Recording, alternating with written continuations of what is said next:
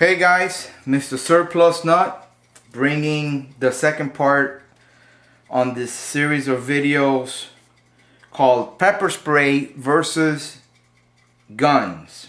Okay, now what I have here is a bottle of Sabre. Okay, I think I'm pronouncing it right, Sabre, S-A-V-R-E, and if not, please don't correct me. For the correction guys on YouTube. It's made here in the USA, and it says down here, okay, personal defense weapon. Personal defense weapon. CS tear gas / red pepper. Now, do you want to use this by itself as a personal defense weapon? Or do you rather have one of these? Okay? And yes, by the way, let me see. The gun is loaded. Okay, for your YouTube check, safety check, guys. Well, this one's empty. You're lucky, Mr. Check Guy. This one, I don't know. Empty. Well, I guess the only one loaded, it's my personal carry gun, my Glock SF-21, chamber in 45 ACP, obviously. But this was just for the safety check guys that are going crazy, knocking me on my channel. And all I do is I cancel their little butt. But anyways, going back to this, don't become a personal check guy or a correction guys, because you might be excluded from Mr. Surplus Nut's channel. But anyways, going back to this, we're going to be making a series of videos on this stuff, because there are people out there that are willing to take a chance with their lives on protecting themselves just with pepper spray. Now, I hope you guys can follow all the different parts that I'm going to make to this video, because on the first part I mentioned very important stuff, okay, about you trying to defend yourself with this. If you have somebody charging at you with a knife, with someone that pulls out a gun on you, if you try to spray them with this, what could be the outcome, which we're going to elaborate that subject a little more a little later. But check out all the parts of this series of videos, man. It's going to be pretty cool. Probably something that you've never heard before or seen before on YouTube or even thought about it. Pepper spray versus guns. Okay? Now, it says that this thing is supposed to be a personal defense weapon. Okay? It's got CS tear gas, which will make you go crazy on your eyes. It'll start tearing. It'll start burning. It's got conjunction with the pepper spray. It holds 70 grams of this stuff. It's the Sabre model HM-20. I decided to buy this thing just for the video, and also thinking about it that it wouldn't be a bad idea. Let's not knock it down completely. Okay, it will serve its purpose, and in some situations it might work. Now, if you guys know Mr. Surplus Nut, I don't want something that works just sometimes. I want something to be effective as is supposed to work in different scenarios.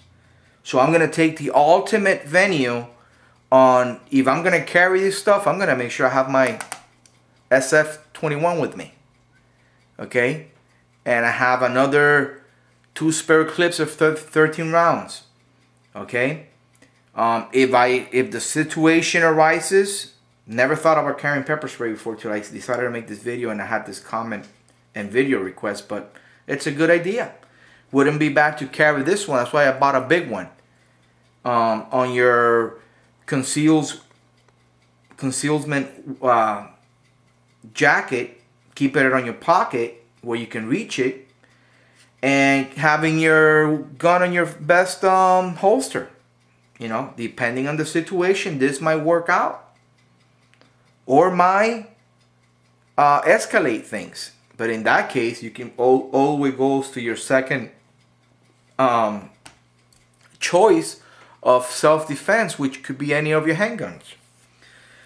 So basically, one thing that I've been reading up on pepper spray, they sell this stuff, I think, like in 2 ounces, 3 ounces, 4 ounces. This is the biggest one you can get before you get into the extinguishing type ones.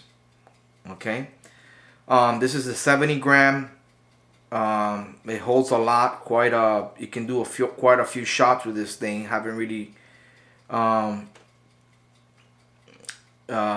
tested it yet, and it's got the 70 grams capacity, okay, which is gonna last a few shots at least, you know, a bunch of them. It expires, it says on it expires January 2015. So we have, supposedly, according to this information on here, we have like a 4-year shelf life or purse life or pocket life, supposedly, unless you test it off then or whatever, on this product. Now, it says here that, well, before we get into that, let me just finish up on what I was saying on the capacity of these.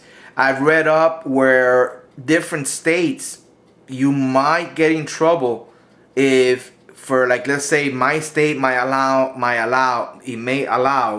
the 3 ounce capacity pepper spray. If you go around with a 70 ounce and you shoot someone and that person loses its sight or whatever, and maybe he wasn't a delinquent, maybe he wasn't to rip you off, maybe, because some people are stupid, they get into a simple argument and they'll take out this pepper spray instead of getting into a fist fight or whatever. I'm just giving you an example, and they'll hit the guy with this. Okay, a lot of people are using pepper spray the wrong way in a simple argument over a parking space, whatever.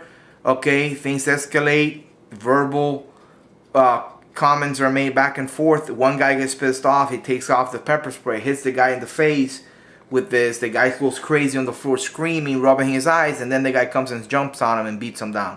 See, something like that, that's considered assault. You're probably going to do jail time.